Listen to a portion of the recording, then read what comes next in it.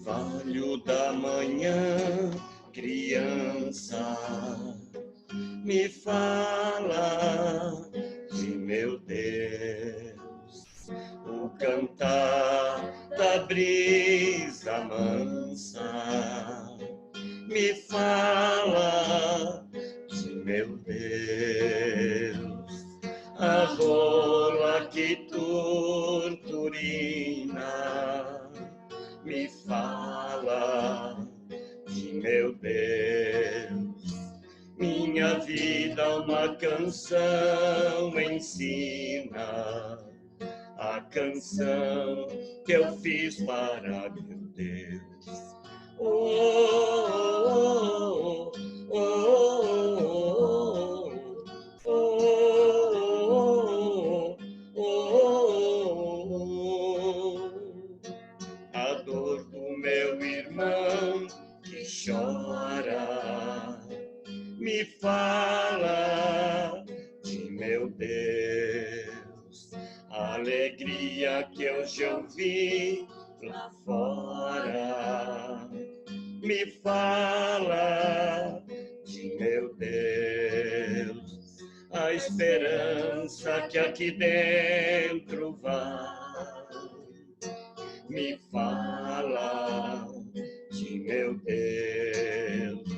E bem dentro de minha alma sai a canção que eu fiz para meu Deus.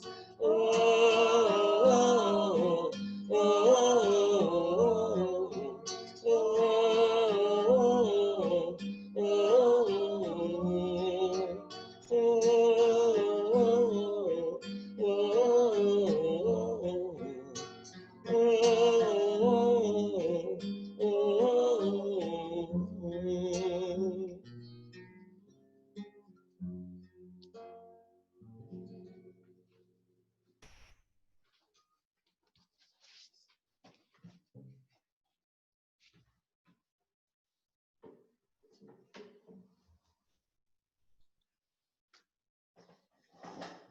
Boa noite a todos, sejam bem-vindos e mais uma prece online na sexta-feira. Que a luz do nosso Mestre Jesus faça parte da vida de todos, com muita paz, com muita esperança, com muitas alegrias. Com certeza tudo isso nos traz paz ao nosso coração. Que seja uma noite de muitas bênçãos e de muita luz. Que assim seja.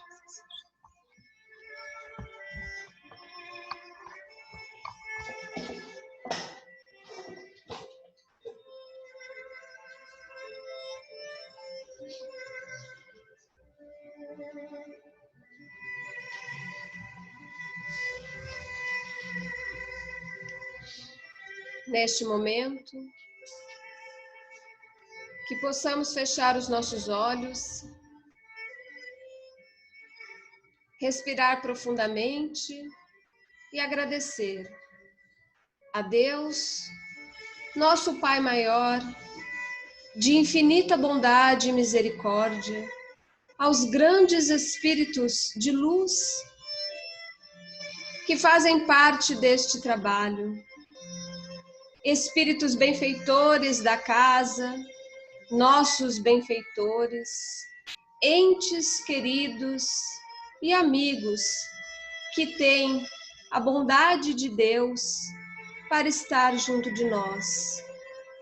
Com esta energia salutar, esses bons fluidos que aqui já são emanados a cada um de nós e tão bem preparados, nós só temos a agradecer por mais uma noite, mais um dia de vida e uma oportunidade de estreitar esta relação tão necessária aos nossos corações e, acima de tudo, às nossas atitudes. Obrigada, muito obrigada.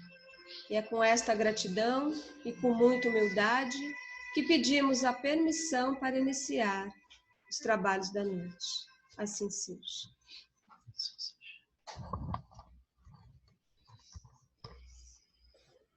Boa noite, queridos amigos, queridas amigas.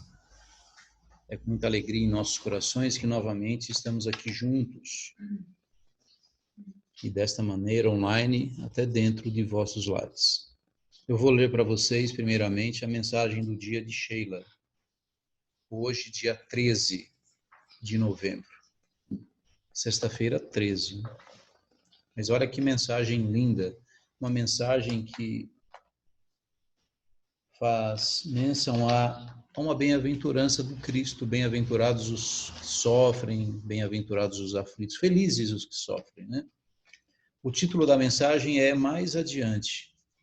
Diz o seguinte: a sabedoria divina estabeleceu leis que impulsionam a vida naturalmente para a harmonia, independente do que aconteça em nossas vidas. Isso é natural. Hoje, talvez haja sombra. Amanhã, porém, a luz voltará. Agora, é possível que a tempestade ocorra. Depois, porém, a bonança retornará. Por ora, é provável que a dor te visite, mas além, todavia, a paz te sustentará. Neste momento, é possível que a enfermidade te faça companhia. Logo mais, porém, o equilíbrio retornará. Lembra-te de que és um espírito imortal e que a saúde é o teu estado natural. Tudo o mais que te apresente com ameaças perturbadoras terá caráter transitório, porque é da lei de Deus que todas as criaturas se libertem do ego e cresçam para a consciência cósmica plenas de paz. Sabe o que Cristo, na realidade, quis nos dizer quando ele nos disse que bem-aventurados os que sofrem? Ele fez uma afirmativa na realidade. Ele nos afirmou com todas as letras que todos nós estamos fadados a um destino.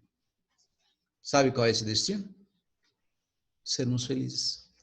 Se eu posso dizer alguma coisa a vocês, é que eu, você, todos nós seremos felizes. Essa é a promessa do Cristo. Mas felizes de verdade. Não por termos isso ou por termos aquilo, porque nós podemos ter tudo e sermos infelizes. Porque se nós não tivermos paz em nossas vidas, meus amigos, de nada adianta tudo aquilo que nós temos. Então é isso, essa é a mensagem do dia. Não vou ficar falando sobre ela, porque isso é um livro, né? A gente pode falar horas e horas quando um benfeitor espiritual nos traz uma mensagem. Podemos diluir isso em muitas coisas boas, né? Muito bem. Às sextas-feiras, como nós estamos fazendo nessas reuniões online, bom, aqui na nossa casa nós sempre damos continuidade ao estudo do livro Evangelho segundo o Espiritismo. Nesse período online nós mudamos um pouquinho, né? Então nós aqui às sextas-feiras estamos dando continuidade, trazendo uma mensagem no Evangelho, mas que foi discutida na quarta-feira do livro Fonte Viva. E na quarta-feira, a mensagem do livro Fonte Viva de Emmanuel foi: guardai-vos dos cães. Guardai-vos dos cães. E ela foi tirada de umas palavras de Paulo aos Filipenses. Logo no início do apostolado de Paulo. Muito bem. Originalmente, a mensagem de Paulo aos Filipenses, ele diz o seguinte: guardai-vos dos cães, dos maus obreiros e da circuncisão. Olha que interessante. Na realidade, ele está colocando aqui situações semelhantes. Guardai-vos dos cães, dos maus obreiros e da circuncisão. O que me chamou a atenção foi a circuncisão. Eu precisei dar uma estudada para saber qual a relação com o tema. Porque eu já vou falar para vocês o que Emmanuel nos coloca a respeito disso. Mas e a circuncisão? O que tem a ver com isso? Aí a gente tem que ir na história. Por que que as crianças eram circuncisadas na época de Jesus, ou até hoje, ou muito antes de Jesus? Isso é antigo. Se nós formos buscar na Bíblia, essa é uma história que começou lá com Abraão, onde Abraão fez um acordo com Deus, e Deus disse a ele que todas as crianças deveriam, masculinas, obviamente, deveriam ser circuncisadas. O que é uma circuncisão? Na acepção da palavra, é uma cirurgia chamada postectomia, na qual retira-se o prepúcio, que é o excesso de pele no órgão genital masculino, que tem por objetivo a prevenção de doenças, a higienização do órgão. Muito bem. Obviamente que espiritualmente não era isso. Era uma marca que deveria existir nos homens, que significava que as crianças deveriam ser circuncisadas a partir do 8º dia e batizadas quando elas fizessem 8 anos. Por que isso? Porque Deus via essas crianças como não necessitando pertencerem a Ele naquele momento, que pertenceriam aos seus pais e que a partir dos 8 anos, sim, elas seriam santificadas. Mas muitos achavam, e até hoje, né, que na realidade, quando essas crianças eram circuncisadas, elas eram santificadas. E a ideia que se tinha na época de Jesus era que quem era circuncisado era santo, santificado. Então, uma marca no corpo santificava as pessoas, e muitos homens se julgavam assim. Se eu era circuncisado, eu fui apresentado a Deus, então eu era uma pessoa acima das outras. Por isso que, na realidade, Paulo diz, guardai-vos dos cães, dos maus obreiros e da circuncisão. Porque ele acreditava que não era uma marca no organismo de uma pessoa que os transformava em santos, e sim as suas obras, a sua conduta. Então, o que Paulo disse na realidade? Está escrito, em Cristo Jesus, nem a circuncisão, nem a incircuncisão, aqueles que não são circuncisados, tem valor algum. Mas sim, ser uma nova criatura. Ou seja, limpar-se por dentro.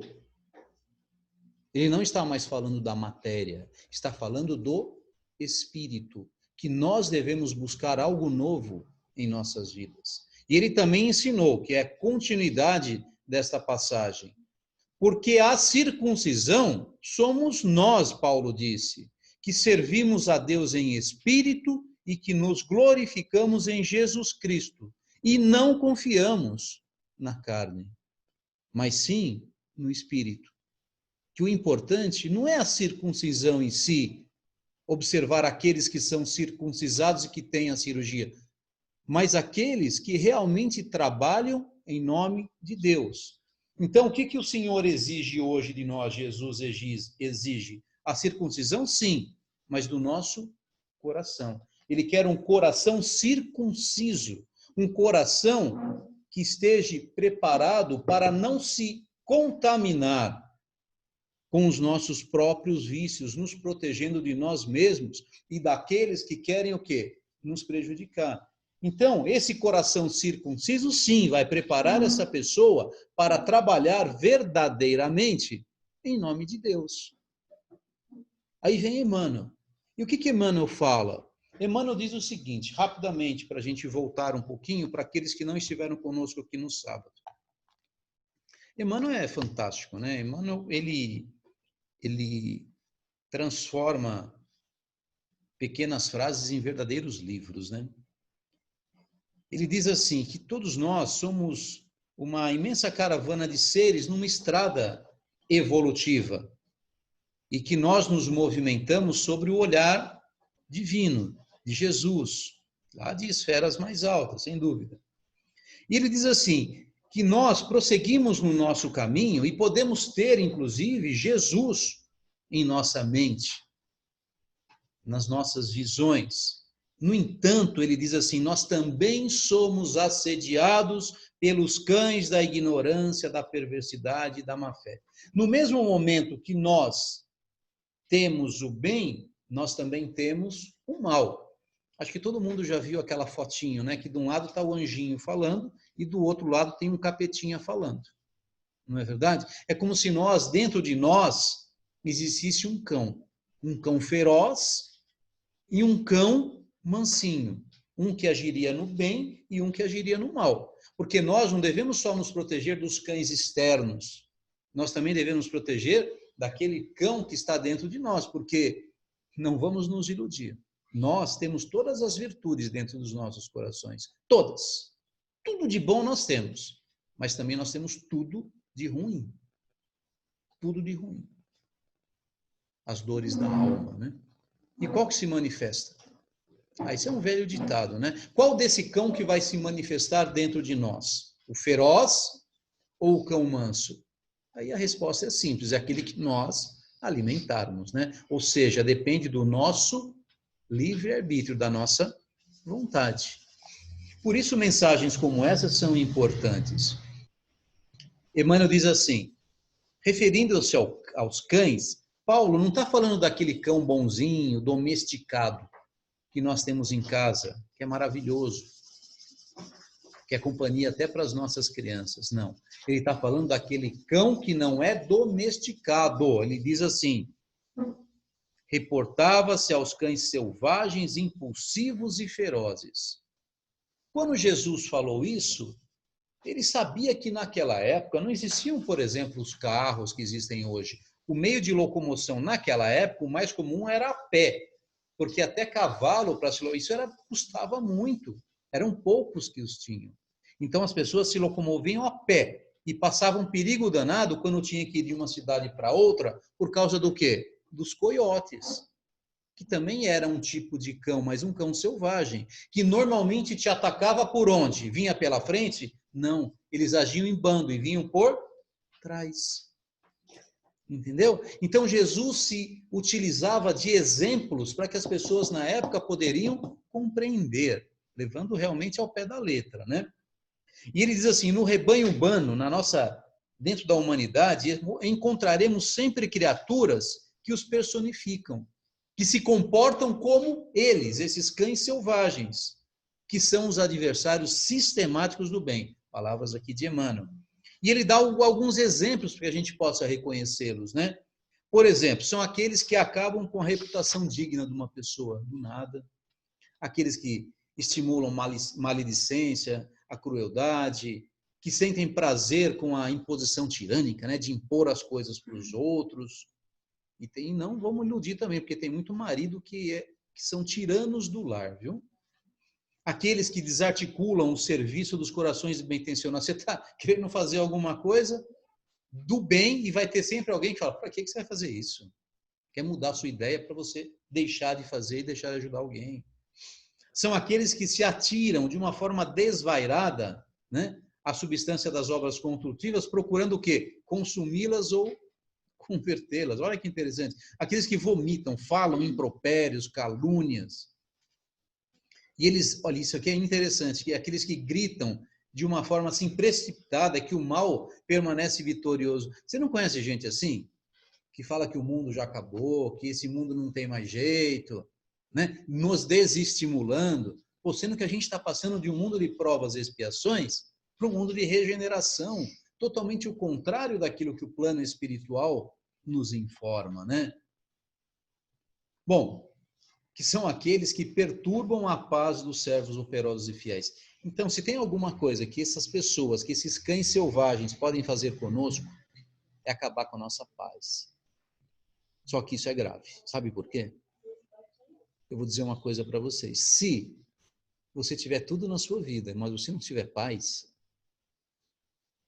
você nunca vai encontrar felicidade, nem eu vou encontrar felicidade. Sem paz nas nossas vidas, nós não temos como viver. Podemos ter tudo, mas se nós tivermos um filho voltado para as drogas, para a dependência química, nós não teremos paz. Se nós tivermos um filho ou uma filha que descompensa, que surta por um problema que a vida se apresenta, nós também não teremos paz. Você imagina você num trabalho na qual você diz que o pior dia da semana é segunda-feira. Que paz você vai ter na sua vida? Vocês compreendem que a maioria das situações da qual nós enfrentamos e que causam problemas em nós e que podem nos levar à morte, até ao suicídio, não tem absolutamente nada a ver com a intelectualidade, com aquilo que nós aprendemos, em saber ler um livro ou ter uma ideia bacana, não, tem a ver com problemas do coração. E eu pergunto, quantos de nós, eu conheço vários, pessoas que suicidaram e que eram pessoas altamente intelectualizadas? Vocês compreendem isso?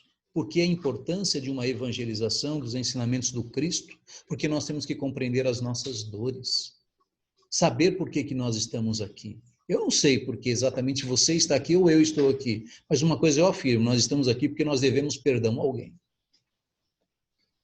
Porque nós ainda não nos conhecemos. Nós temos que criar o nosso autoconhecimento. E para isso, Deus, Cristo, nos ofereceu várias coisas, várias situações. Uma delas é o Espiritismo. Não é única, mas é uma solução, é uma saída. Mas também as coisas não caem do céu se nós não corrermos atrás desses ensinamentos. Não é fácil fazer caridade, viu? Às vezes a gente quer fazer caridade, mas se a gente não sabe nem aonde ir. Por isso que a gente precisa de pessoas que nos orientem até aprender a fazer caridade. Amor. Até o amor, a gente tem que aprender a conceituar o amor, porque a gente não sabe exatamente o que é amor. Muita gente pensa que amor é encontrar o quê? A pessoa perfeita na sua vida. Então eu vou dar um conselho para vocês. Se vocês encontrarem a pessoa perfeita, não estraga a vida dela, não deixa ela seguir vida. Porque nós somos imperfeitos. Deixa o perfeito ser feliz. Porque não existe a perfeição, gente. Já pensou se nós casarmos com uma pessoa perfeita? Você vai querer, tem dia que você quer até dar uma briguinha, mas você vai brigar. Você vai chegar lá e vai conversar com ela, vai brigar, a pessoa, você vai xingar ela, vai falar que Deus te abençoe. Né? Vai fazer uma prece para você não aguenta. Nós não vamos aguentar uma pessoa perfeita do nosso lado. Então, não procure a pessoa perfeita, procure o imperfeito e aprendam juntos.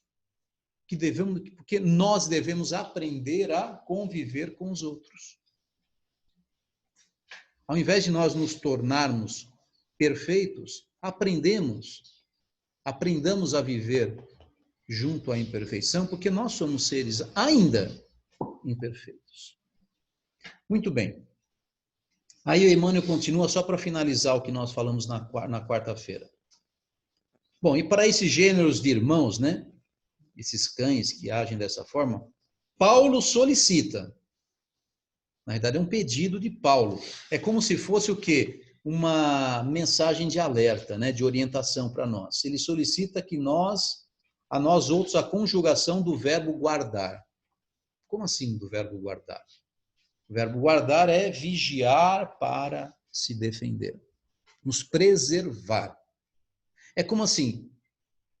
Orai e vigiai. Observe essas pessoas, porque nós não podemos fazer com que elas se corrijam. Olha o que Emmanuel fala. Para eles, pobres prisioneiros da incompreensão e da ignorância, eles estão presos dentro da incompreensão e da ignorância. Resta somente o processo educativo, no qual podemos cooperar com amor, simplesmente não desejando mal a eles, mas nós não podemos ir lá e fazer com que eles olhem com outros olhos. Não tem como. Contudo, esse recurso de domesticação procede originariamente de Deus. Eles têm que acordar para essa mudança. Por isso que Paulo diz, guardai-vos deles, tome cuidado. Quando tiver alguém assim na sua vida, vai fazer o quê? Tem que cuidar, observar, para que você não caia também nessas armadilhas. Muito bem. E aonde que a gente achou alguma coisa sobre esse tema? No Evangelho segundo o Espiritismo. Tem um capítulo que fala sobre isso. Capítulo 21. Rapidamente. É o capítulo que fala assim, haverá falsos cristos e falsos profetas. É um capítulo de orientação. É importante ler esse capítulo inteiro. Quem tiver essa possibilidade, quando tiver tempo, vá lá e leia sobre ele. Diz assim, logo no início, é uma passagem de São Mateus. Ele diz assim para nós: guardai-vos dos falsos profetas que por fora se disfarçam de ovelhas e que por dentro são lobos ladrões. Olha de novo o cão aqui. Isso é bíblico, não foi? Cristo falou várias vezes sobre os cães, sobre dar pérolas aos porcos. Cristo ele se utilizava dos exemplos da época. E sempre quando Cristo falava dos cães, ele estava falando o quê? Dos maus obreiros, né? Estava falando de todos aqueles que não trabalhavam em nome de Deus, não trabalhavam exatamente para o bem, e muitos se mostravam de uma forma o quê? Mascarada. Isso acontecia muito na época de Jesus. Por isso que Jesus teve que vir naquela época, né? Muitos se usavam, né? Se utilizavam de roupas, né? Os sacerdotes, mas na realidade não eram pessoas ligadas diretamente a Deus nas suas obras, mas eram todos circuncisados. O próprio Cristo era circuncisado, né? Muito bem. Eles também falam nesse capítulo que nós não devemos acreditar em todos os espíritos, porque os cães também estão no mundo espiritual, nós recebemos intuição. Ele diz assim, isso é João, primeira epístola, ele diz assim, João: meus bens amados, não acrediteis em todos os espíritos, mas provai se os espíritos são de Deus, pois muitos falsos profetas têm aparecido no mundo. Kardec nos diz assim: os fenômenos espíritas, longe de dar créditos aos falsos cristos e falsos profetas, como alguns se permitem dizer, vem ao contrário, lhes dar um golpe fatal. Muita gente acha que as pessoas que falam, né, através dos espíritos, né, podem estar sendo enganadas. Pode sim, mas o objetivo do espiritismo é justamente o contrário, é identificar esses maus espíritos. Por isso que quando uma pessoa escreve, psicografa, antes de ler a mensagem, tem que passar pelo seu crivo do bom senso, da lógica e da razão, porque nós podemos estar sendo intuídos por espíritos enganadores. Mas às vezes acontece numa casa, pode acontecer numa casa espírita, sim. Para quê? Para que o seu mentor teste você para ver se você tem humildade. Porque às vezes as pessoas psicografam e fazem e se acham que são os donos da verdade, não é? Então, o que eles fazem? Eles testam o próprio médium para saber se ele tem bom senso, tem lógica e tem razão. Então, assim, não peçam ao espiritismo milagres, nem prodígios, pois ele declara formalmente que não os produz. O espiritismo vem revelar uma outra categoria bem mais perigosa de falsos cristos e de falsos profetas, que se encontram não entre os homens, mas entre o que? Os desencarnados. É a dos espíritos embusteiros, hipócritas, orgulhosos e falsos sábios, que da terra passaram para a erraticidade e usam nomes venerados para tentar, sob a máscara com que se cobrem, fazer passar ideias, muitas vezes as mais bizarras e absurdas. Então nós temos que tomar cuidado com o quê, gente? Com as nossas comunicações. Nós somos alvos, nós somos pessoas, seres que mantemos uma sintonia com o plano maior. E às vezes a gente acha que está recebendo uma grande mensagem e na realidade não estamos. Passar pelo crivo do bom senso. Então ele diz assim, é dessa forma que, meus irmãos, que nós devemos julgar. São as obras que deveis examinar. Se aqueles que se dizem cobertos pelo poder divino são acompanhados de todas as marcas de uma semelhante missão, quer dizer, se possuem no mais alto grau as virtudes cristãs e eternas, que são o quê? A caridade, o amor, a indulgência, a bondade, que conciliam todos os corações. Então, se a gente tem que receber uma mensagem, tem que ser uma mensagem de paz, de luz. Tomar cuidado com aquelas mensagens que endurecem os nossos corações, que nos colocam medo, porque não é esse o objetivo do plano maior. Esses são os verdadeiros o quê? Enviados de Deus. Então a mensagem de hoje é clara: guardai-vos dos cães, guardai-vos daqueles que querem nos prejudicar, querem o nosso mal. Né? Então vamos ficar de olhinhos bem abertos, vamos fazer o bem. É uma mensagem que estimula nós fazermos o bem, porque nós também podemos estar dentro dessa listinha, né? Porque quantas vezes nós nos utilizamos do ódio, do rancor, né? E saímos de si em determinados momentos de nossas vidas. Então vamos pedir a Deus que Ele nos oriente, né? E que possamos, através do nosso livre-arbítrio e da nossa vontade, buscar coisas boas para nossas vidas. Que Deus nos abençoe, nos ilumine hoje e sempre. Então vamos agradecer a Deus por mais esta oportunidade. E de certa forma, mesmo dentro desse pouco tempo que nós temos, vibrar em nome de todos aqueles que nesse momento precisam de um pouquinho de paz, de luz, onde quer que se encontrem. Doentes, encarcerados, idosos, crianças. Que possamos vibrar em nome de todos eles. Que possamos pedir para que os bons espíritos os visitem e transmitam um pouquinho dessa paz que nesse momento todos nós estamos sentindo. E que dessa forma também, do plano maior, possa derramar sobre os nossos corações fluidos regeneradores, que possamos receber do mais alto, do plano maior, o passe espiritual nesse momento. Fechemos os nossos olhos e que possamos abrir os nossos corações. E que dessa forma, meus queridos, possamos ter uma nova oportunidade de agir no bem, de sermos verdadeiramente seres humanos. Que assim seja.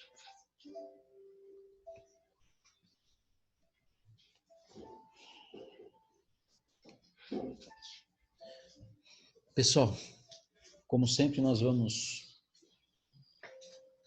fazer o sorteio aqui dos desenhos, né? Como vocês estão vendo, o Tadeu está realizando a pintografia que nós fazemos todas as sextas-feiras na nossa casa. Mas nesse momento, vamos dar continuidade. Todos aqueles que entraram na nossa reunião online, está aqui os nomes, e vamos sortear alguns desenhos.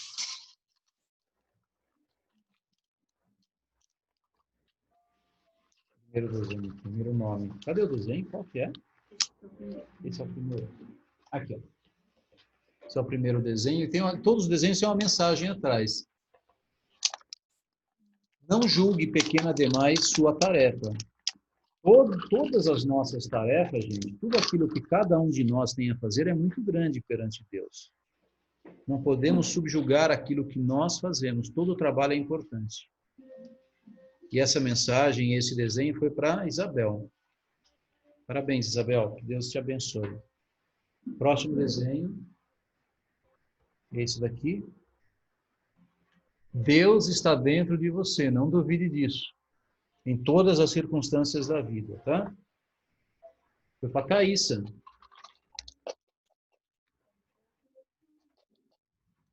Parabéns, Thaís. Não se esqueça disso, hein? Esse outro desenho. Acho que é um lago, né? Tenha coragem. Tenha coragem em todas as circunstâncias da vida, tanto nos momentos bons como nos momentos ruins, hein? Juliana. Juliana Carolina. Parabéns, Juliana. Olha que desenho bonito. Detalhes super bonitos. Mansidão e serenidade. Isso é importante para todos nós, né? Se a gente não tiver serenidade e mansidão na nossa vida, foi para o Emerson. Parabéns, Emerson.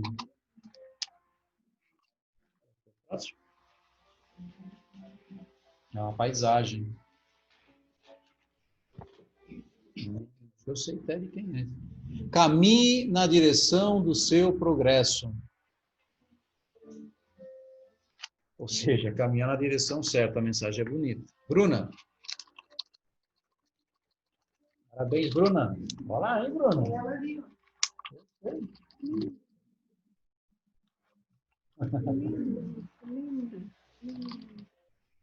Olha que bonito esse. O seu problema tem solução. Olha, foi a mensagem de hoje, né, de Sheila para nós. André. Parabéns, André. Tem mais desenho? Mais um? Aqui. Também uma paisagem. Dê o mais que puder. Tudo. Uma palavra, um sorriso. Às vezes a gente não pode dar nada assim, materialmente falando, mas tem muita coisa que nós podemos dar, que é a caridade moral. Né? Heloísa, olha lá, hein, Elô? Mensagem bonita, é forte a mensagem, hein? Próximo. Ah, tá terminando aqui um desenho. Depois a gente mostra para vocês se der tempo, tá? Nossa, tá saindo algo bonito ali. Letícia. Letícia, depois a gente mostra para você, tá, Letícia? A gente tem um tempinho aqui, tem 3 minutinhos. Quando dá tempo a gente fala. O que é essa pintografia, essa pintura mediúnica? Na realidade, o Tadeu nos diz que a pintura mediúnica é uma cura através das cores, né? Nós sabemos que a cromoterapia, né, que é uma terapia através das cores, que não tem nada a ver com o espiritismo, ela funciona. Tanto que, de acordo com a intensidade da luz ou a cor da luz, isso acalma nossos espíritos ou ativa os nossos espíritos, né? Por isso que a gente coloca, às vezes, uma cor azulzinha, verdinha clara, para os nossos filhos dormirem. Você não vai colocar uma cor vermelho, né? Na hora do sono, que isso acaba atrapalhando o nosso sono. Por que que isso acontece? Porque isso já foi estudado. Foi estudado. E a gente sabe que no nosso perispírito existem os nossos centros de força, né? Que captam a energia do cosmos. E cada centro de força tem uma cor e tem uma intensidade dessa cor. Então, quando a gente adentra uma casa espírita, ou agora que vocês estão assistindo, né? Pode ter certeza que o plano espiritual está de olho. E de acordo com a luminosidade, da intensidade da luz, dependendo do chakra, o plano espiritual sabe se nós estamos bem ou não.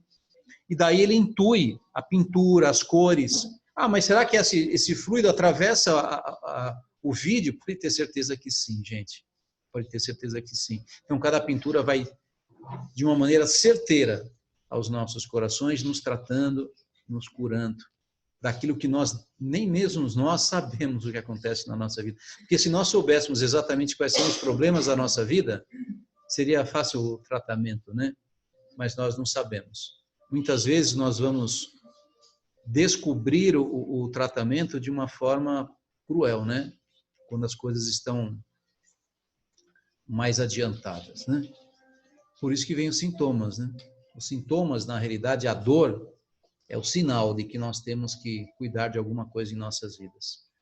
Quando a gente tem uma úlcera, para que aquilo não se agrave, aparece a dor, a queimação.